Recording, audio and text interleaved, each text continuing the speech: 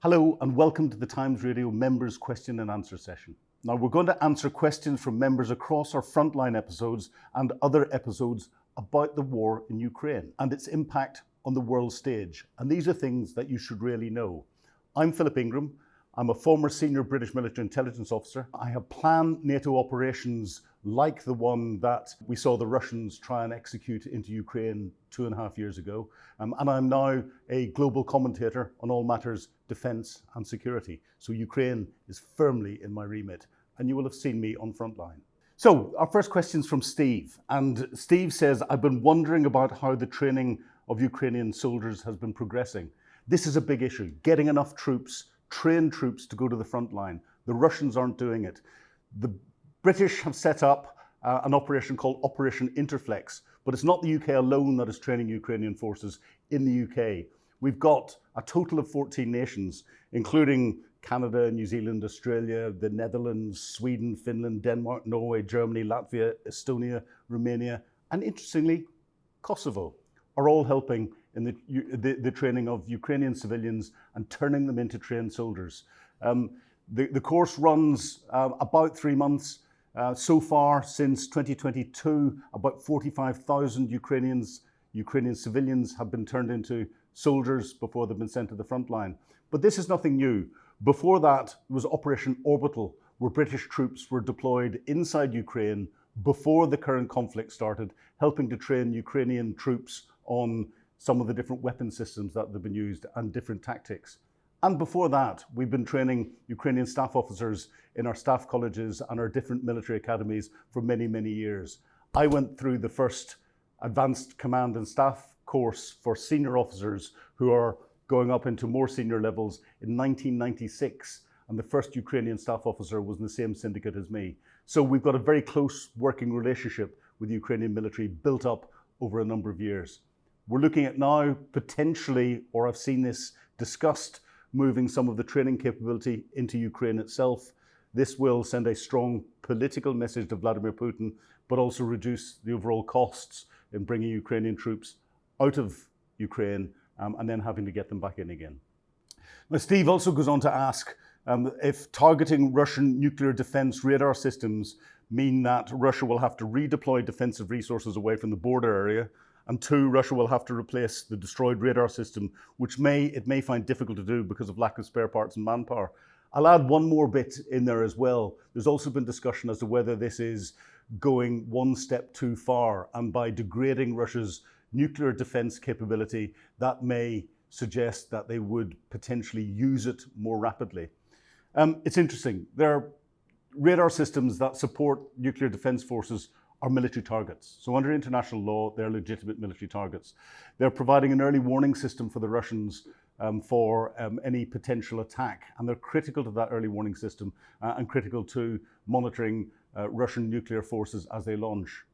But they can also do more. And this is where it's affecting the Ukrainians. That doing more means that they can track NATO forces that are deployed outside Ukraine and flying to support the intelligence operations into Ukraine. But also they can begin to track the F-16s as they've been delivered into Ukraine and looking at the air bases that they're in, and then use that as targeting information to try and destroy those F-16s whilst they're on the ground, or to stop them getting back to their airfields again. So from a military perspective and support of military operations into Ukraine, these radar systems are critical. Do I think it's going to impact the Russian decision-making when it comes to use of nuclear weapons? No, not at all. They will be considering it, they will be talking about it, they'll be looking at the impact. It will be putting real strategic pressure on them, but I don't think it's going to push them over the line in any way, shape or form. So our next question is from Greg, and he says since at least 2008, and I agree, at least, Putin believes the West is weak, and today we see the USA in almost complete chaos. Well, I think it's slightly more than just the USA in almost complete chaos. That's a very interesting question. I think if we look at what triggered Vladimir Putin to go into Ukraine when he did 2.5 years ago in February 2022, I think it was the debacle that was the NATO's response, the international response into Afghanistan, and the debacle of our withdrawal from Afghanistan. You know, we have a number of uncoordinated poorly trained individuals in the Taliban have managed to effectively, in the information sphere, push highly trained, highly capable, the best equipped in the world NATO forces out of Afghanistan. Now, it's much more complicated than that, but that's where I think Vladimir Putin will have thought that the West will have been licking its wounds from a very embarrassing withdrawal. And also, from a political perspective, we have had the hiatus, as you talk about so well, in the United States with the politics that's going on in there. We've also got the hiatus across Europe with Brexit and the difficulties that there are in the post-Brexit EU and as relationships start to develop there. And I think Vladimir Putin saw that as an opportunity to further his political, military and strategic aims. And he didn't expect that there would be a coordinated response from the West. That's why he made his decision when he did, I believe. It'll be interesting when if we ever get the chance to look at any records of his decision making. So another question from Steve, and he asks, are Russian train stations, gas stations, electric distribution systems, railroad cars and locomotives, machine shops, commercial airports, infrastructure such as bridges, dams, considered as military targets and legitimate military targets? Again, this is an interesting one. And if we look at what's going on around the world, the question always is, what's a legitimate military target? If something is being used for military purposes, it is a legitimate military target. So if a railroad or railway station is being used to unload and offload troops, ammunition, equipment, or anything else, it is a legitimate military target. If there is a casualty train in a station, attacking that casualty train, which is not contributing to the military operation, is not a legitimate military target.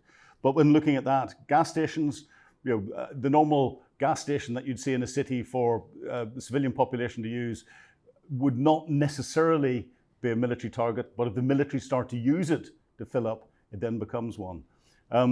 Whenever it comes to oil refinery plants and everything else, those become legitimate strategic targets if you're looking at it from a war aim, and if they're supplying fuel into the military, a legitimate military target.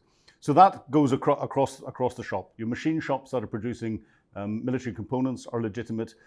Commercial airports, only if they're being used for military purposes.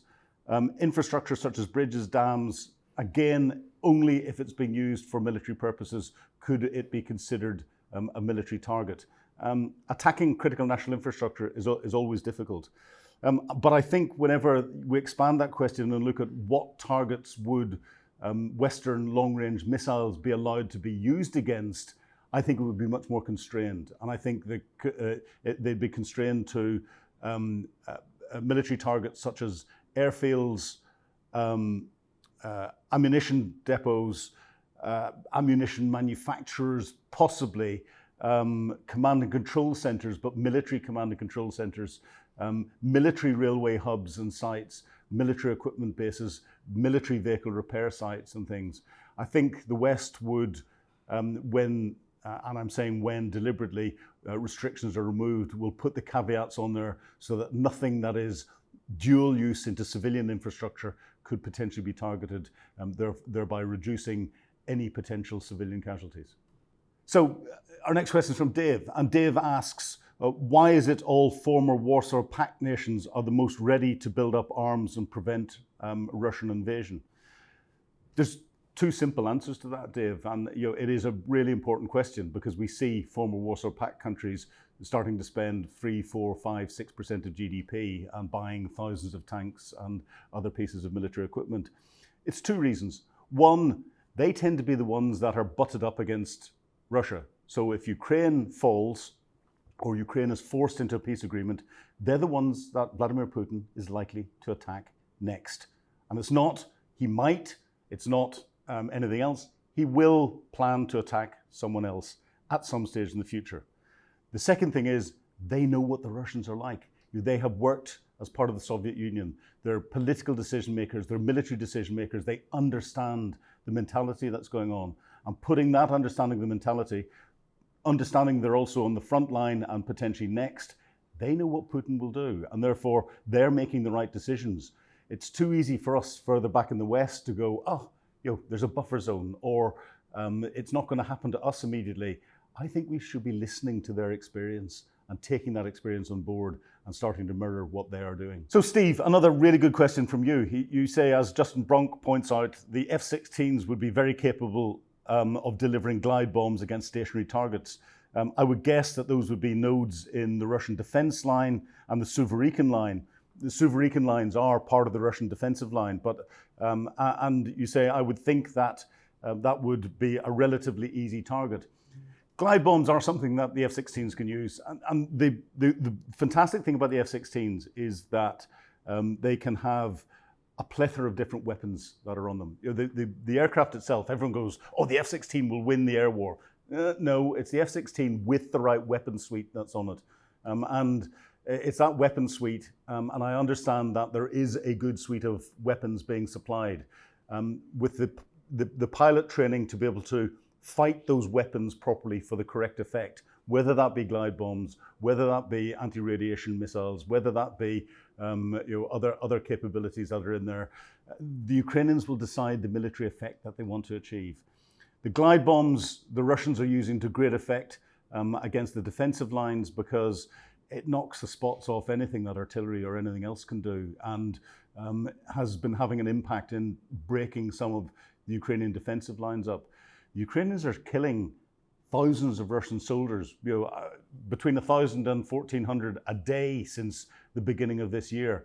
Without the use of these weapons, the Russians aren't at the moment in strong defensive positions that the Ukrainians are trying to attack into because they're defending. But when it comes to the Ukrainians wrestling the tactical initiative again, in particular in the east, and start to advance, I think to get through the Suvorikhin lines and elsewhere, they're going to have to create local air superiority, which the F-16s will be key for doing, and within that, use weapon systems such as the glide bombs to break through those defensive positions, because they're stronger than any defenses that we have ever seen in any conflict, including any operation during the Second World War, I think. So Joshua asks, to use nuclear weapons on Ukrainian soil, will it make the land uninhabitable, and therefore there'll be no more border? The nuclear question keeps coming up. Can Putin use nuclear weapons in Ukraine? He goes on to say. Putin can, but we keep hearing talks of tactical nuclear weapons, strategic nuclear weapons, all the rest of it. There's no such thing in reality of a tactical nuclear weapon. That is used when it comes to classifying things for our arms control mechanisms. The use of any nuclear weapon will have a strategic effect. Putin will saber rattle, but he's not going to use, because as soon as he uses a nuclear weapon, he will lose the tacit support he's getting from China, which is critical, from North Korea, from Iran, and elsewhere, because they will not want to suffer the sanctions that will come in from the West. So that would isolate Russia even more than it is at the moment, and Putin can't afford that. So Steve, you ask another fantastic question as to whether Ukraine can make their own HIMARS and ATACMS missiles in the near future, or other cruise missiles and drones, and ask if it's feasible. Ukrainian arms industry is growing enormously. There is an enormous amount of investment going in. Since 2022, $4 billion the Ukrainians have invested in their own defense industries. The biggest area that's growing is drones, and we've seen the effect of not just the drones that are being used at a tactical level, but the drones that they're using to hit targets thousands of kilometers away. Those are developed inside Ukraine. Other nations are helping Ukraine develop, and we're sitting in the UK here. The UK has been helping Ukraine develop technically capabilities that can be used at longer ranges inside Russia and elsewhere against military targets. The Ukrainians have just recently tested their own ballistic missile, and it's probably better that they build their own ballistic missiles rather than trying to build ones for HIMARS and ATACMS, because those are technically very complex and could take years to build the production lines up that are necessary. A simpler missile that'll have a similar effect can be produced much better and much more cost effectively inside Ukraine. And then the HIMARS and ATACMS can be used for their specialist roles to fill in the gaps as to where they're doing that. And that's ongoing. That first successful test, a missile with a range of approximately 700 kilometers, but it's still in its beta testing. It's still in its prototype form. It'll be 2025 that we start to see some real advances. But of course, we're seeing advances elsewhere. The drones, not just the aerial drones, but the sea drones, Ukrainian development of that has effectively rendered the Russian Black Sea Fleet inoperable. And this is a country which has got no navy, has destroyed or pushed a country that's got one of the biggest navies in the world into a point where it can't operate. That's significant. That's all for this Q&A episode. If you want your questions on the war in Ukraine and its impacts answered, please sign up for Times Radio membership today. Thank you very much indeed for watching, and goodbye.